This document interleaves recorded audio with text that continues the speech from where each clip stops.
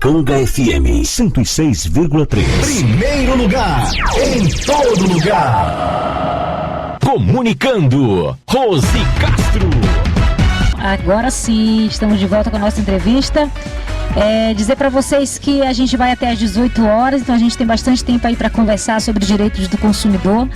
Nós recebemos aqui o consultor jurídico do IBEDEC, tá bom? Ele está falando sobre, inicialmente, essa taxa de comodidade do ferryboat, que a partir de uma ação na justiça você não vai mais pagar quando você for comprar a sua passagem pela internet, aí pelas empresas Internacional Marítima ou Serviporto, tá? Elas estavam cobrando de forma irregular essa taxa e agora você não vai mais pagar essa taxa, tá bom? E dizer só para você um pouquinho aqui das atribuições do IBEDEC, tá? Que é o Instituto Brasileiro de Estudo e Defesa das Relações de Consumo, tá? Que tem a atribuição de fiscalizar e acompanhar as relações de consumo. Eles também fazem consultorias, acompanham as ações populares em defesa do usuário, né? Da pessoa que utiliza os serviços. E eu quero perguntar aqui pro nosso entrevistado Vitor Duarte, vocês acompanham essas relações, né, essas ações também que a sociedade civil encaminha ao Ministério Público em relação ao aumento de passagem, certo? Certo. Inclusive, hoje há uma ação popular tramitando na vara de interesse difuso e coletivo, em que se questiona o reajuste dessa tarifa. Ela foi do Dr. Paulo Renato Mendes, pelo Maurício Lacerda e pelo Igor Gomes Rocha. E qual foi o objeto dessa ação? Todo esse problema referente ao aumento da passagem, ele começa a partir do decreto 54670, que foi assinado no dia 14 de fevereiro de 2019. Que trouxe sérios problemas para o transporte coletivo da capital maranhense, uma vez que esse reajuste ele foi superior à inflação e ele passou a entrar, os seus efeitos foram após 24 horas. E o que é que eles questionam? Eles falam o seguinte: olha, o valor das linhas integradas passou de R$ 3,40 para R$ 3,70 e das linhas não integradas de R$ 2,95 para R$ 3,20. Hoje, no estado do Maranhão, em São Luís, na capital, 550 mil pessoas fazem uso do transporte coletivo. Nossa, é muita gente. Ou seja, 550 mil pessoas fazem uso. Isso diário? Diário. Seja, gente, pensa quanto que isso dá de dinheiro para o bolso dos empresários, né? E quantas famílias são impactadas com esse aumento de passagem? Isso, e conforme eles expuseram muito bem, de forma cartesiana, alguns problemas objetivos foram detectados, quais sejam: há uma ausência do Conselho Municipal de Transporte no processo de reajuste dessas tarifas, há absoluta carência de transparência, inclusive isso é uma das grandes reclamações na audiência pública. As pessoas não têm informação, a informação não chega. Em pleno século XXI, o cidadão não sabe, mediante a forma, qual é o cálculo paramétrico, de repente, quais são as planilhas de custo que serviram para embasar esse aumento. Quer dizer, é tudo meio que às escondidas ou totalmente, né? Porque assim, a transparência para o usuário não tem. Não existe. O direito à informação é vilipendiado aí, ano após ano. Gente, basta lembrar que a primeira licitação, né, que ocorreu referente a esse transporte público foi de 2016. E de 2016 para cá, os 3 aumentos sucessivos, todos acima da inflação, eles ocorreram sem qualquer tipo de procedimento administrativo prévio, para que você informasse, para que tivesse a participação popular. E esse também é um dos pontos, os índices acima da inflação. E as pessoas perguntam: Vitor, mas qual é o instrumento jurídico que estão utilizando? A ação popular. E o que é a ação popular?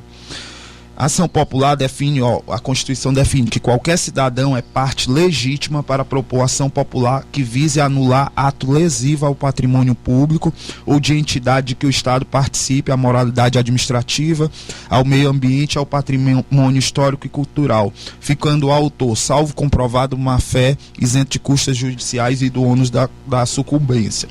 Em suma, a ação popular constitui-se um remédio constitucional que tem por finalidade a defesa dos interesses difusos. é uma forma do cidadão participar da vida política da sociedade. Sim, com por certeza. meio do Poder Judiciário. E esses autores aqui, o que é que eles fizeram? Eles entraram com uma ação pedindo o quê? Que fosse declarado a ilegalidade desse reajuste, uma vez que foi sem a participação do Conselho Municipal de Transporte no processo de reajuste, com absoluta falta de transparência, bem como os índices aplicados foram todos superiores acima da inflação. Sendo que esse tipo de prática, de questionar isso por meio de ação popular, já é algo, digamos, corriqueiro.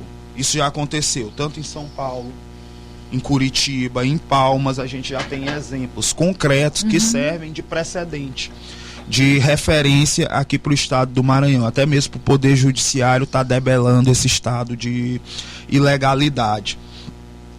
Principalmente por se tratar o quê? O serviço de transporte público é uma concessão.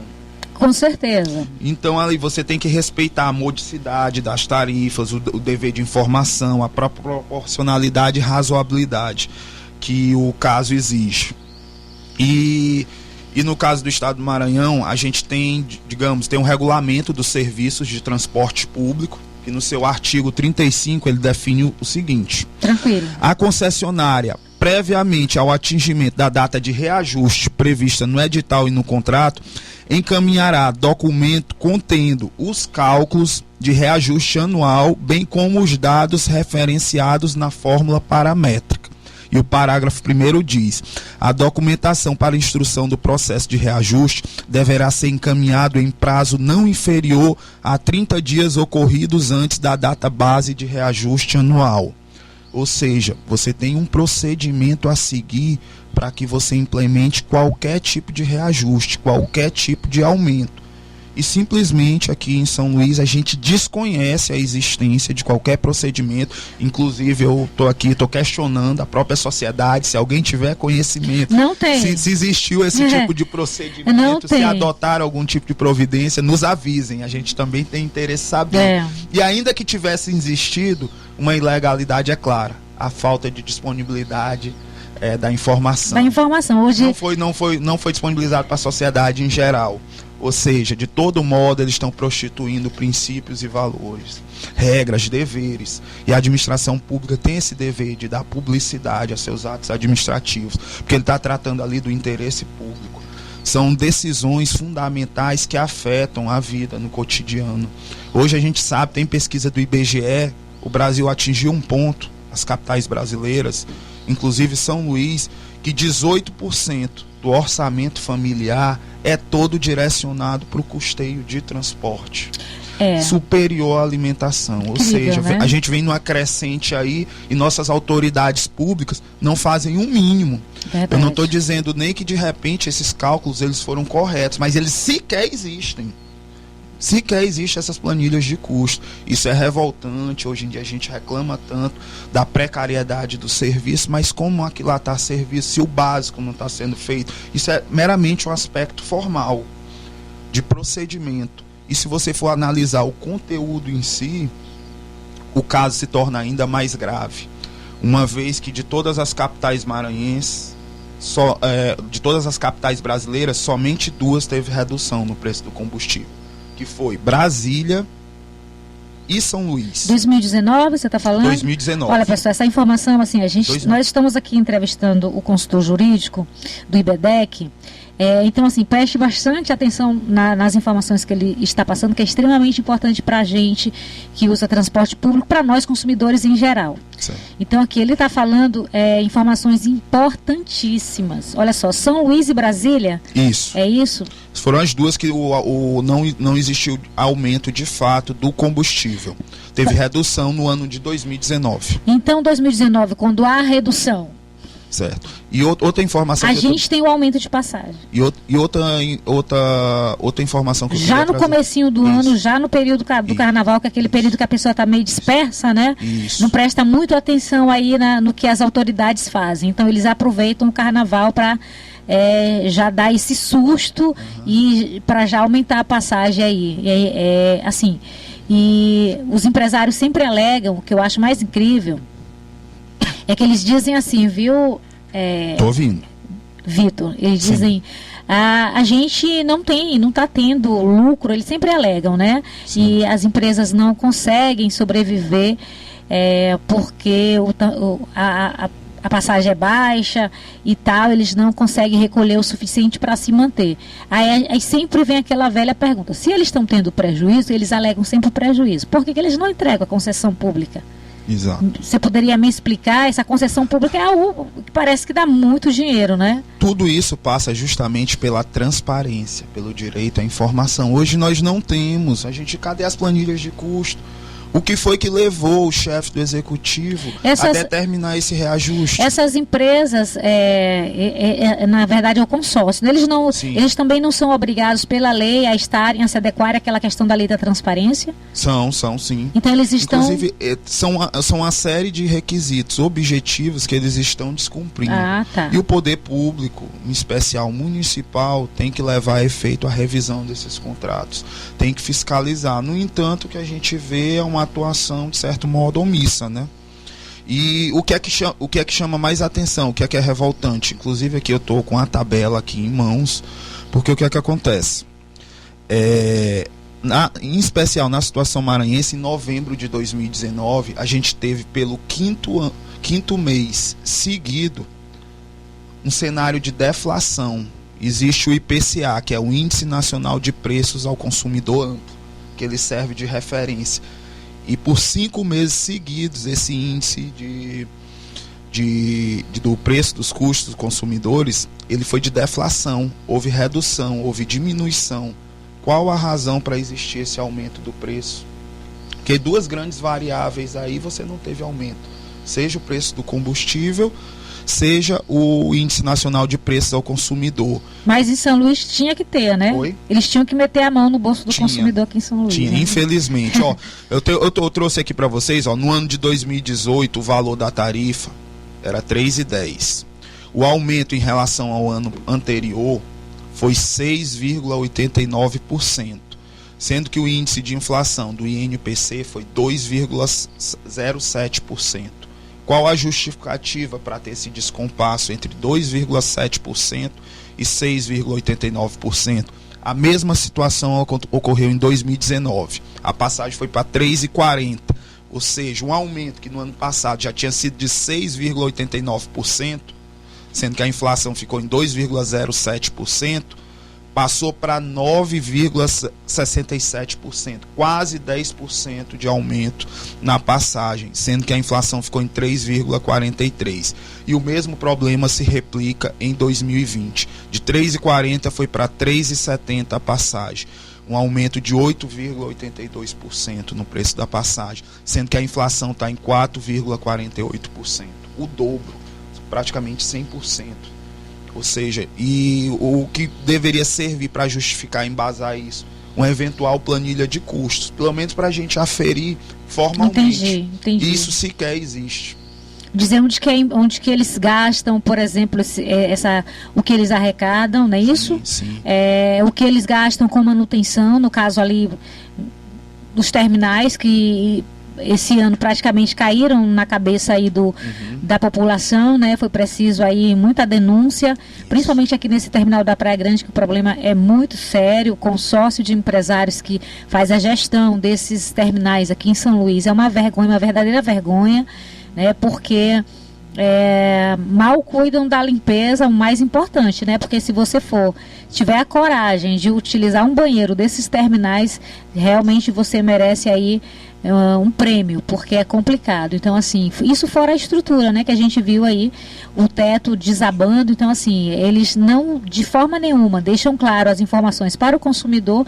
Eu acredito que é porque não tem, porque se não há investimento, se os prédios dos terminais, o consórcio deixa lá abandonado ao ponto, né, de ser interditado porque está oferecendo risco à população, então é porque eles não fazem o investimento que é necessário. Concorda, Vitor Duarte? Concordo. Hoje em dia a reclamação ela é generalizada. De certo modo, foi uma privatização aí dos terminais. Sim. E o que era, digamos, para aquilatar a prestação de um serviço público para iniciativa privada aperfeiçoar, não está existindo esse retorno.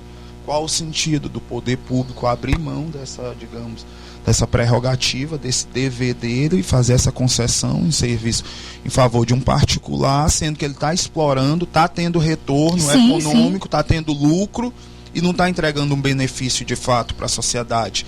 Eu até entendo que em determinados momentos, em situações específicas, é importante essa parceria público-privada, mas tem que entregar uma prestação efetiva para a sociedade.